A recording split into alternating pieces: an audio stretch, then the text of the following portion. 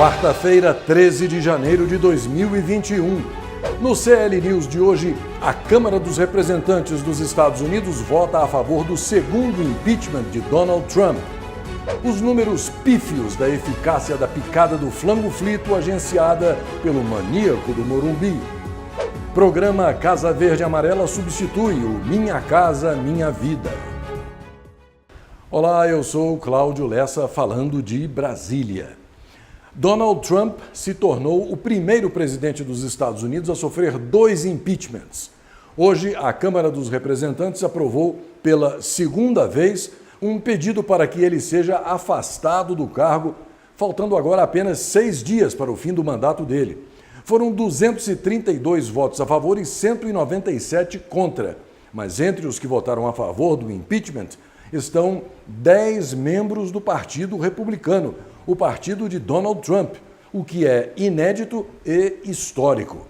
Desta vez, Trump foi considerado culpado de incitar a violência que resultou na invasão do Capitólio. Antes disso, no ano passado, ele havia sido declarado culpado por obstrução do Congresso e abuso de poder. Ao contrário do Brasil, o presidente norte-americano não é afastado do cargo quando o processo de impeachment é aberto no Senado. A remoção dele vai ocorrer de forma definitiva depois que o processo for analisado e aprovado pelos senadores. Assim, Trump deve permanecer no cargo até o próximo dia 20 de janeiro, quando o democrata Joe Biden assume o cargo de presidente dos Estados Unidos.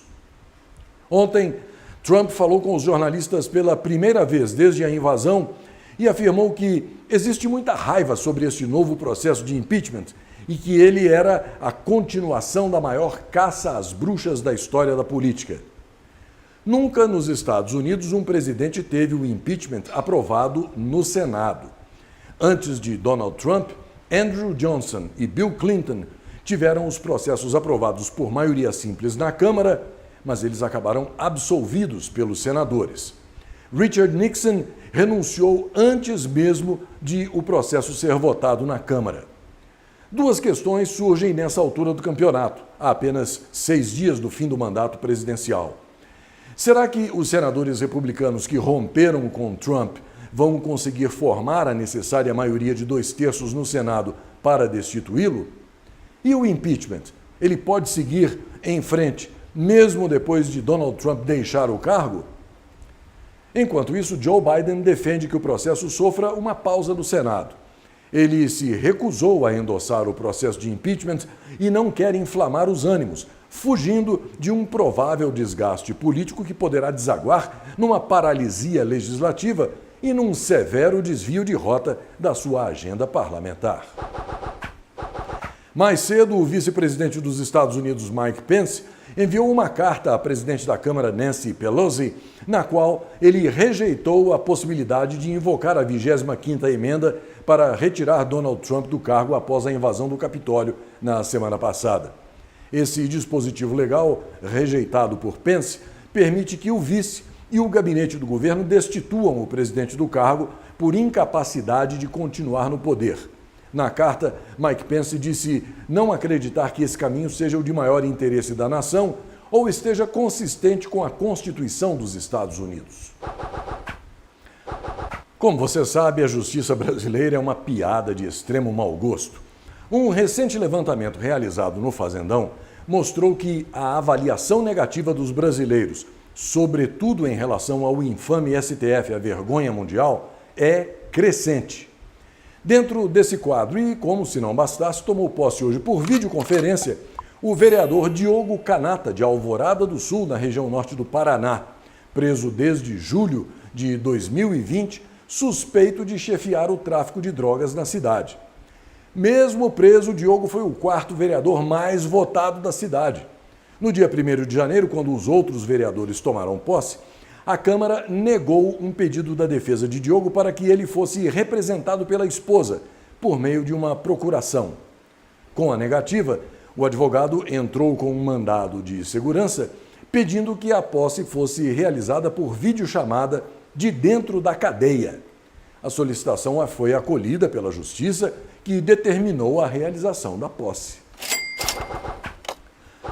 O presidente Jair Bolsonaro sancionou a medida provisória que institui o programa Casa Verde Amarela, nova política habitacional do governo federal, lançada em agosto do ano passado para suceder o programa Minha Casa Minha Vida.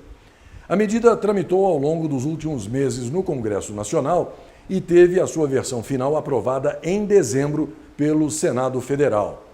O programa regulamenta a concessão de financiamentos e de subsídios para a compra da casa própria, com foco em famílias de áreas urbanas com renda mensal de até R$ 7.000. Nas áreas rurais, o foco são as famílias com renda anual de até R$ 84.000. A meta do governo é atender 1.600.000 famílias de baixa renda com financiamento habitacional. O Ministério da Saúde liberou 12 milhões de reais para que a família da pequena Helena Gabriele, de 11 meses, possa comprar o remédio mais caro do mundo, o Zolgensma.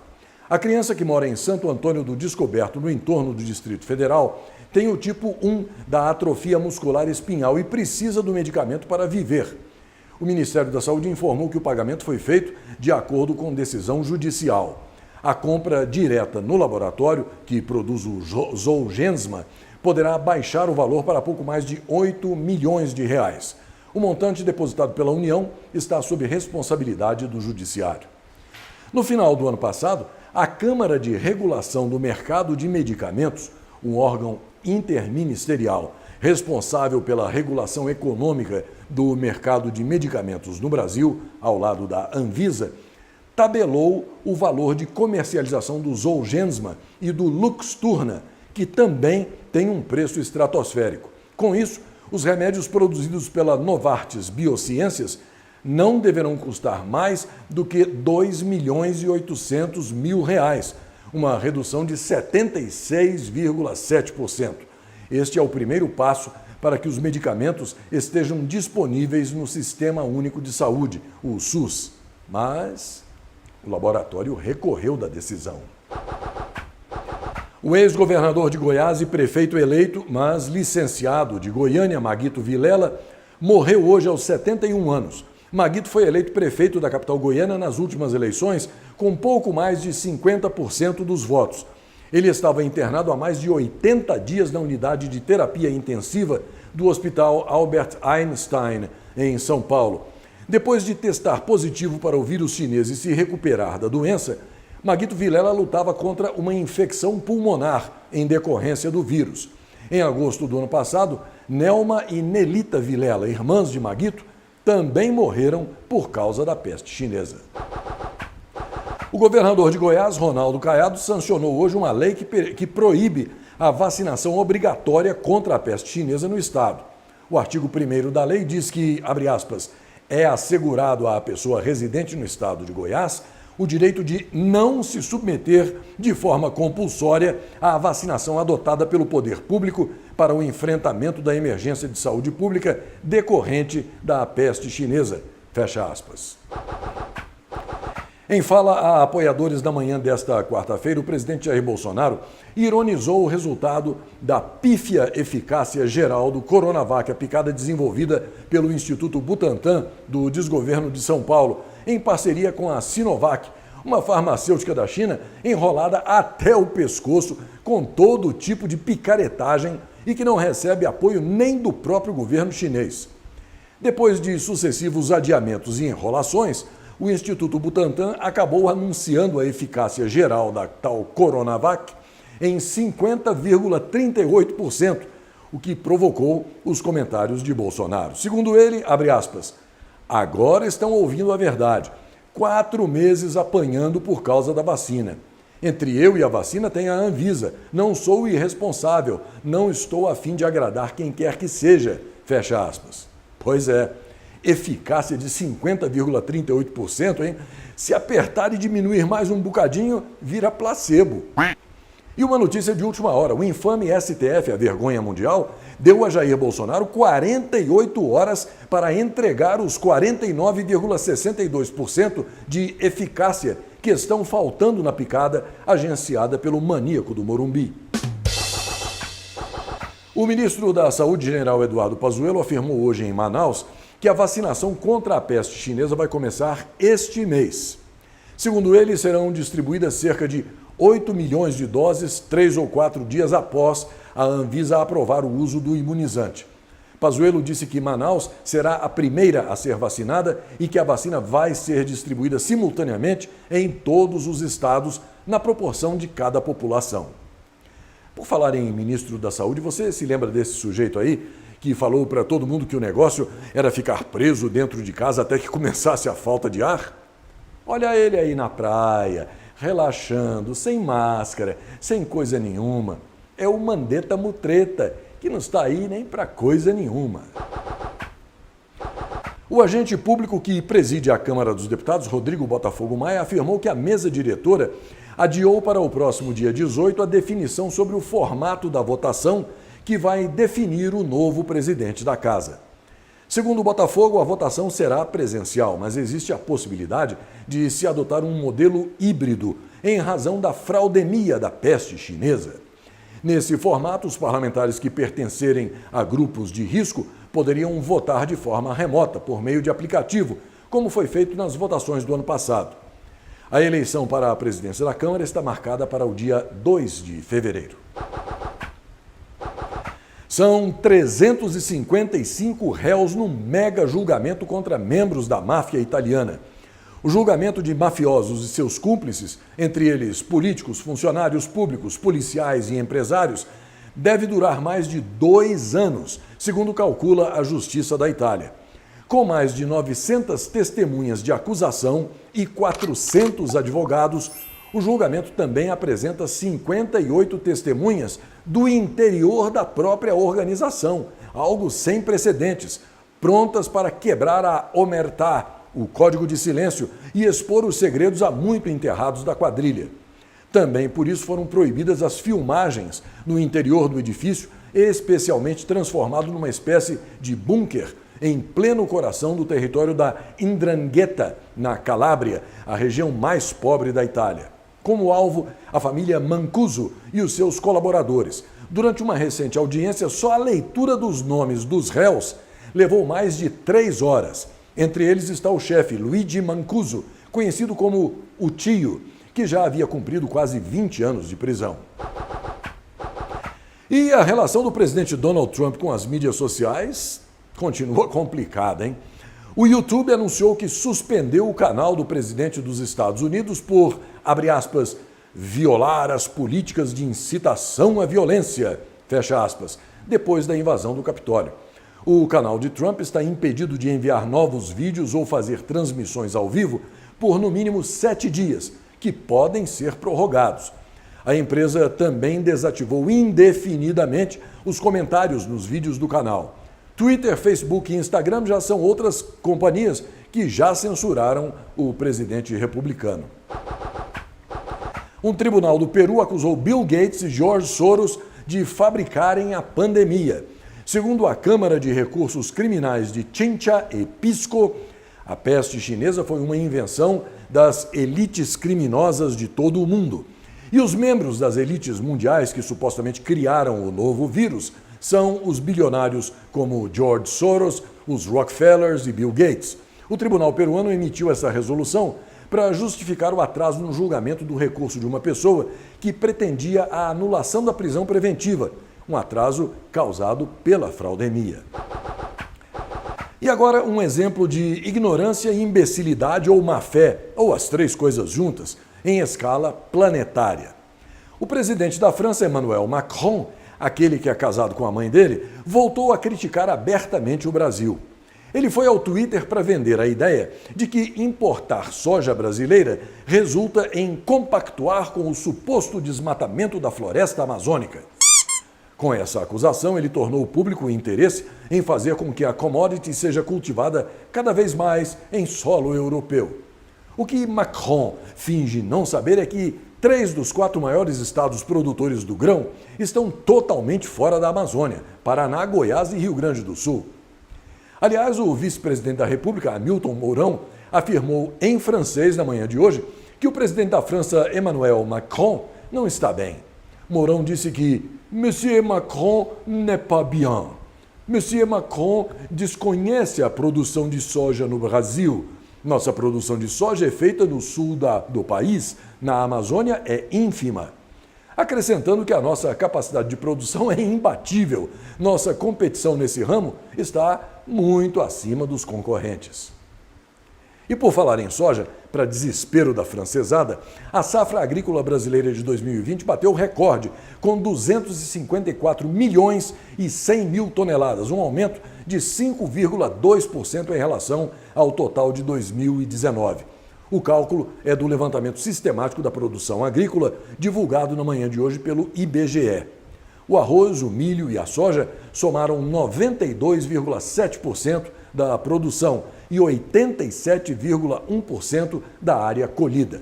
Para 2021, a previsão é de que a produção de cereais, leguminosas e oleaginosas deva somar um recorde de 260 milhões e 500 mil toneladas. Pilhagem em plena neve no centro de Madrid, na Espanha. Dezenas de pessoas saquearam um caminhão refrigerado cheio de alimentos estacionado em frente a um prédio na noite de sábado.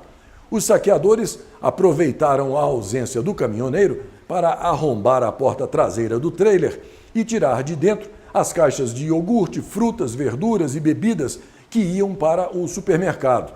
No total, eles roubaram 20 mil quilos de alimentos. Quando o motorista do caminhão voltou, viu os últimos produtos sendo roubados, mas os ladrões ameaçaram matá-lo e ele teve que se proteger. O governo dos Estados Unidos executou hoje uma mulher pela primeira vez em 67 anos, depois que a Suprema Corte deu luz verde para a pena de morte por injeção letal, uma medida que havia sido suspensa horas antes. Lisa Montgomery, de 52 anos, foi declarada morta à 1h30 da manhã na prisão federal de Terre Haute, no estado de Indiana. Lisa tinha sido condenada em 2007 por ter estrangulado uma mulher grávida de 8 meses em 2004 e arrancado a criança do ventre da vítima, tentando depois fazer a bebê passar por filha dela.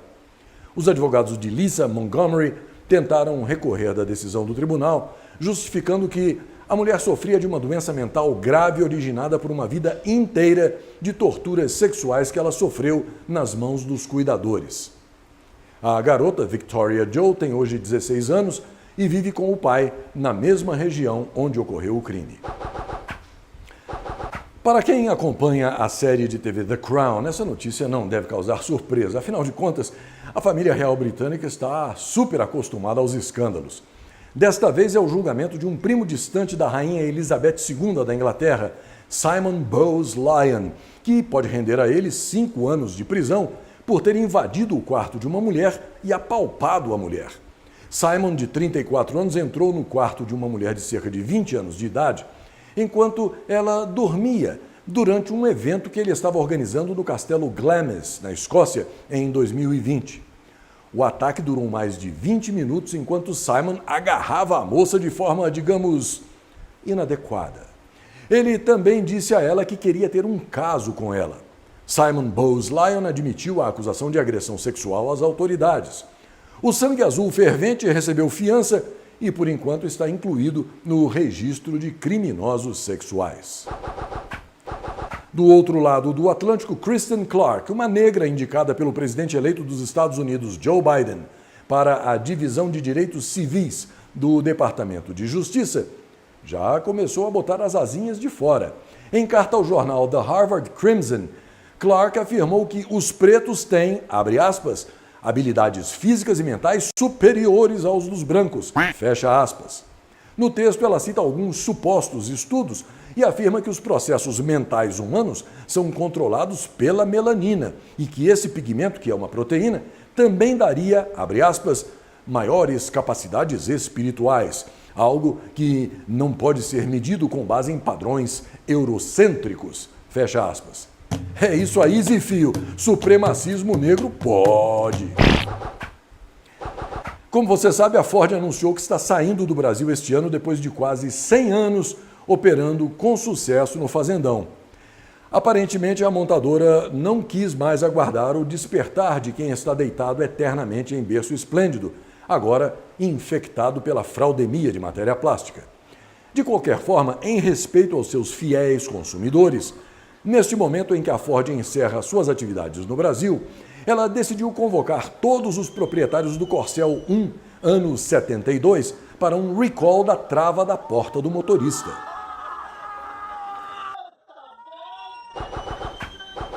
Agora, falando sério, veja o que o presidente Bolsonaro falou hoje sobre a saída da Ford. Reclamaram da fábrica da Ford. Olha, foram dezenas de bilhões de reais para esse pessoal que não... E renúncia fiscal, né? E um parlamentar está batendo muito em mim. Tinha que ter previsto que fechou uma empresa com 5.000 funcionários. Eu lamento. Sim. Tá, mas eu não ia continuar bancando o dinheiro de vocês para a fábrica. Agora, no estado dele foram milhões de empresas que fecharam, ele não falou nada. Para não desagradar o governador dele, é isso? Deve ter algum acordo com o governador dele? Tem. Você é um homem forte. Alguém viu alguém reclamando do fechamento de milhões de empresas pelo Brasil? Não, nem falo. Ninguém falou nada.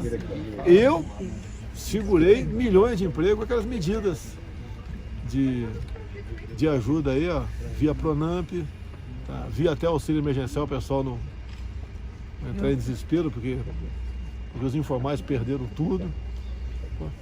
E eu fui o que mais não, acho que o único que fez aqui realmente para manter emprego no Brasil. O resto fechou. Fecha e fica em casa, a economia te vê depois. Agora estão vendo, agora tá chegando a fatura aí. E vão reclamar de mim? Porque fechou uma fábrica. Agora, essa fábrica aí, ela fechou por causa de concorrência, não tem mais subsídio nosso. E o que ela fabricava aqui não era mais rentável para ela vai embora.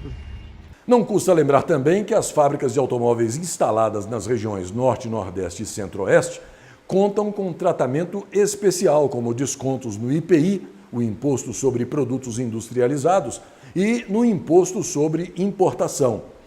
Para este ano, a indústria automotiva deve receber quase 6 bilhões de reais de incentivos federais. Não é nada, é dinheiro que sai do seu bolso. E não é por nada não, mas a Ford também anunciou o fechamento das suas fábricas na Austrália, depois de 91 anos naquele país. Chamem o VAR. O desprefeito do Rio, Eduardo Paes, o nervosinho da lista de propinas da Odebrecht, mudou de ideia e revogou a presença da torcida nos estádios cariocas.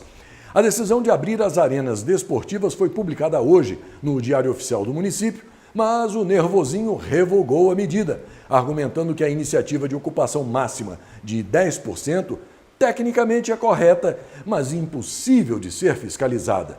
Veja você o nível da incompetência desse sujeito. Aliás, esta é a segunda vez que o prefeito queridinho daquela empichada ladra cínica corrupta ensacadora de vento desiste de uma decisão relativa à fraudemia. Esta edição do CL News está terminando, então, por gentileza, não se esqueça de se inscrever no canal. Se você já estiver inscrito, verifique se a sua inscrição está ativa. Muita gente está sendo desinscrita, portanto é bom ficar de olho. Acione também o sininho para ficar sabendo toda vez que um vídeo novo for publicado. Dê o seu like e, se puder, deixe um comentário, porque tudo isso é muito importante para sinalizar para a plataforma que você está realmente gostando do conteúdo. Fale do CL News para todo mundo que você conhece, porque o objetivo é que mais e mais pessoas possam acessar essas informações transparentes, claras, isentas e com um toque de bom humor. O CL News só vai em frente com a ajuda dos telespectadores. Por isso, a sua contribuição, a partir de apenas R$ 5,00 por mês, ou aquilo que a sua generosidade permitir, é fundamental para que o CL News siga na sua missão de informar sem mentiras e sem manipulação. Os dados bancários estão todos aí embaixo, na descrição do vídeo, junto com os links para todas as plataformas que publicam o CL News.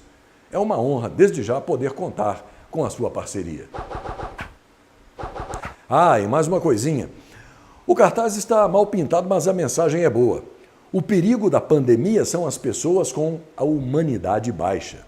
E não se esqueça, a última pandemia arrasadora durou quase 20 anos e se chamava PT Vírus 13.